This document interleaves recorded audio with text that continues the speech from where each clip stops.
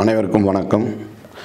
சமீபத்திலே தமிழகத்திலே கடந்த 10-15 தினங்களாக பேசும் பொருளாக ஓடிக்கொண்டிருக்கக்கூடிய சில விஷயங்களிலே ஒன்று, திருபுவனம் அஜித் கொலை செய்யப்பட்ட விஷயம். அது ஒரு வாரத்திலே நீதிமன்றத்திலே வழக்கு சென்று கொண்டிருக்கிறது, விசாரணை நடந்து கொண்டிருக்கின்றது, அது ஒரு புறம் போய்கொண்டிருக்கிறது.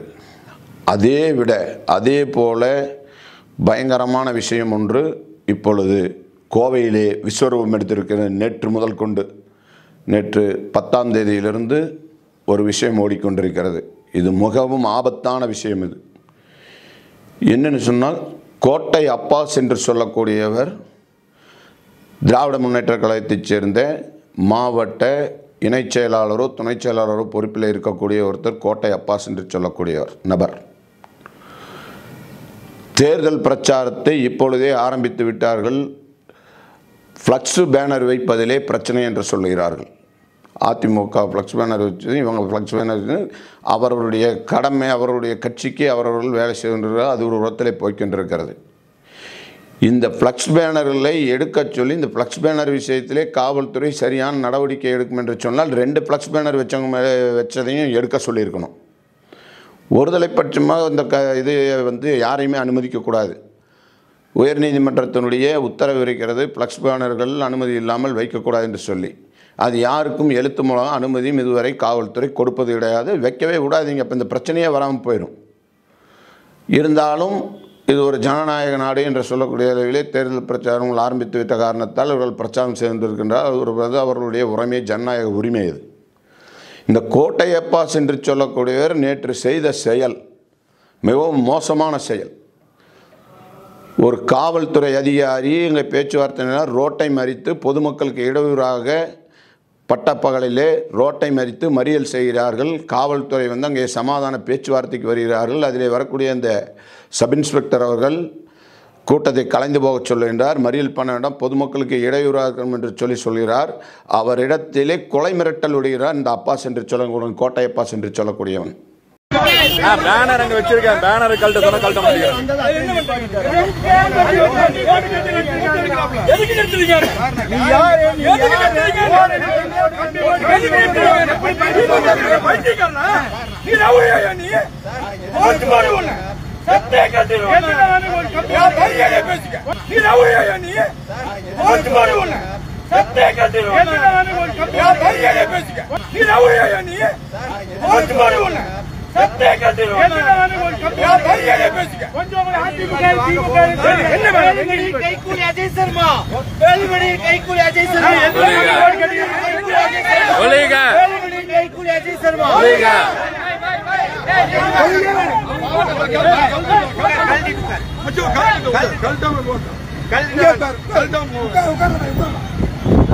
ரோடு மறியல் பண்ணி எடுத்துக்கலாம்.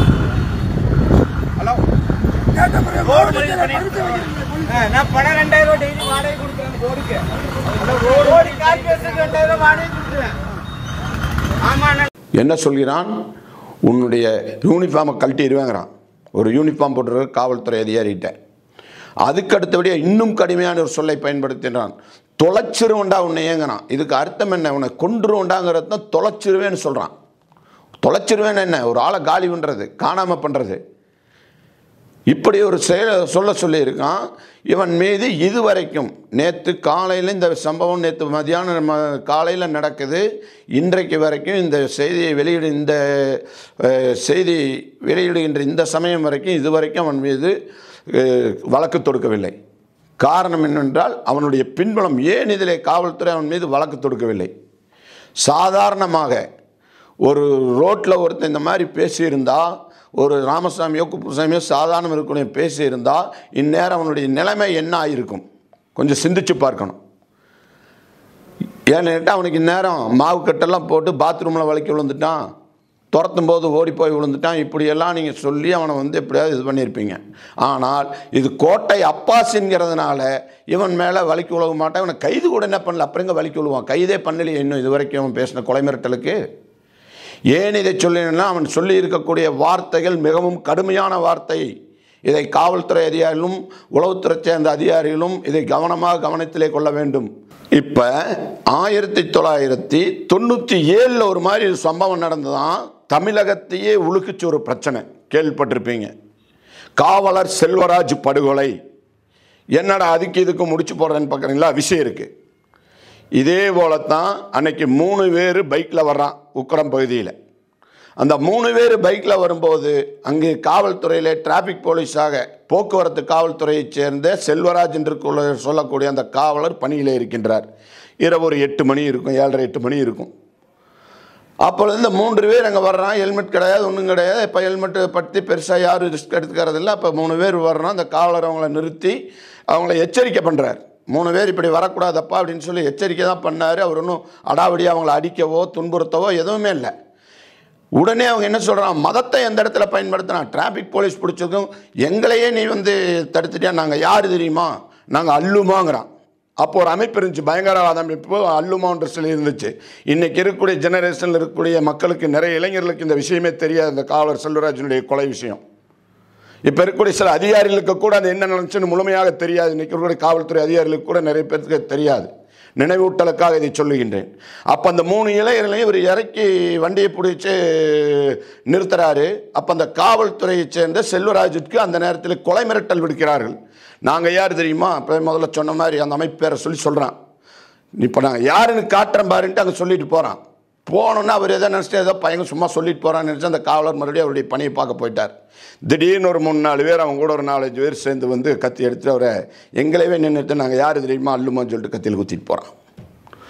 குத்தி அந்த இடத்துல நடு ரோட்டில் அங்கே படுகொலை நிகழ்த்தப்படுகிறது சொல்லி மிரட்டினான். ஆனால் அப்போவே அந்த மிரட்டும் போது அவனை பிடிச்சி கொண்டு போய் ஸ்டேஷனில் உட்கார வச்சுருந்தா அந்த காவலனுடைய உயிர் அன்னைக்கு பாதுகாக்கப்பட்டிருக்கு. அப்போ கொண்டு போய் ஒரு புகார் கொடுத்து அவனுக்கு உட்கார வச்சுருந்தா இந்த பிரச்சனையே எனக்கு இருந்திருக்கார். காவலரும் இறந்திருக்க மாட்டார், ஒரு குடும்பம் இன்னைக்கு நல்லா இருந்திருக்கும், உயிரோடு இருந்திருப்பார். இன்றைக்கு அதுக்கு இதுக்கு எதுனா அன்னைக்கு இதே மாதிரி தான் அவனும் மிரட்டிட்டு போனான். இன்னைக்கு கோட்டையப்பாஸ் அதே செயலைத்தான், அந்த பயங்கரவாதிகள் செய்த செயலைத்தான் இன்னைக்கு கோட்டையப்பாஸ் செய்திருக்கின்றான். இவ்வளவு கீழ்த்தரமாக கடுமையான சொற்களை பயந்து கொலை மிரட்டல் விடுத்திருக்கின்றான். பணியில் இருந்தக்கூடிய அந்த காவலரை பணி செய்ய விடாமல் தடுத்திருக்கின்றார். எத்தனையோ வழக்குகள், எத்தனையோ இந்துக்கள் மேலே, எத்தனையோ பேருக்கு மேலே நிறைய வழக்குகள் போட்டிருக்காங்க. பணி செய்ய விடாமல் தடுத்தாருன்னு சொல்லி, இந்து கடவுளை இழிவுபடுத்தி பேசினான்னு சொல்லி புகார் கொடுத்தோன்னா அவன் மேலே நடவடிக்கை எடுக்கிறதுல காவல்துறை ஒருதலை பட்சமாக நடந்துட்டு இருக்குது தமிழகத்தில். இது எல்லாம் ஒருதலை பட்சமாக உங்களுக்கே ஆபத்தாக போய் முடிகிற சூழ்நிலை தான் இன்றைக்கி வந்திருக்குது. அதெல்லாம் அப்படித்தான் செல்வராஜ் கொலை நடந்துச்சு. ஒருதலை பட்சமாக சிறுபான்மை என்றும் மதம் பார்க்காதீர்கள். இது சிறுபான்மை என்ன பெரும்பான்மை என்ன, யார் செய்தாலும் குற்றம்தான். இதில் நீங்கள் பெரும்பான்மை சிறுபான்மை பார்க்காதீங்க, ஆளுங்கட்சி எதிர்கட்சி பார்க்காதீங்க. யார் தவறு செய்தாலும் தவறு மீது நடவடிக்கை எடுக்க வேண்டும். சமீபத்தில் இந்த முருகபக்தர் மாநாடு, அந்த மாநாட்டில் ஒரு சாது நம்முடைய முருகனை பற்றி அங்கே பேசியிருக்கார், ஆன்மீகத்தை பற்றி பேசியிருக்கார். இந்த காவல்துறையை கையிலே வைத்துக் கொண்டிருக்கிற இந்த ஸ்டாலின் அரசு, மு.க. ஸ்டாலினுடைய அரசு அந்த துறை மேலே கூட அந்த மாநாட்டிலே பங்கெடுத்து கொண்ட தலைவர்கள் மீது, மேடையில் இருந்த தலைவர்கள் மீது பொய் வழக்கு பதிவு பண்ணியிருக்கு. ஏன்னு கேட்டால் காவல்துறை அதிகாரிகள், உங்கள் மந்திரி அப்படி மோசமாக இருந்தாலும் ஆளுங்கட்சிக்காரன் அப்படி தான் இருப்பான். ஆனால் காவல்துறை அதிகாரிகள் நேர்மையாக நடக்க வேண்டும். ஏன்டா ஆட்சியாளர் இன்னைக்கு திமுக இருக்கும், இனி 10 மாதத்தில் காணாமல் போயிடும், அடுத்த ஆட்சி வரும். எந்த ஆட்சியாளருக்கும் நீங்கள் அடிபணியக்கூடாது. உங்களுக்கு மக்கள் ஒரு நல்ல மரியாதை வைத்திருக்க காவல்துறை என்று சொன்னால் இராணுவத்திற்கு அடுத்தபடியாக மக்கள் மதிக்கக்கூடியது, நம்பிக்கொண்டிருப்பது பாதுகாப்பிலே உள்நாட்டிலே இருக்கக்கூடிய காவல்துறையை. அந்த காவல்துறை மக்களுக்காக சேவை செய்வதற்காக இருக்க வேண்டுமே தவிர அரசியல்வாதிகளுக்கு ஆதரவாக செயல்படக்கூடாது.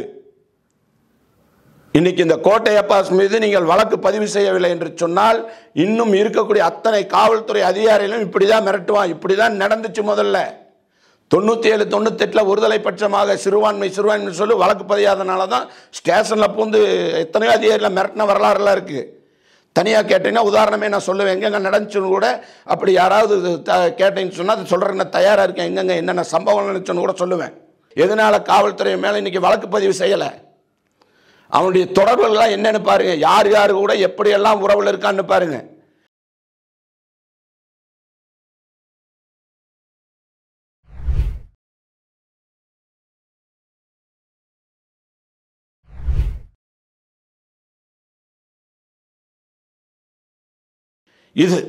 இதுதான் காரணம்.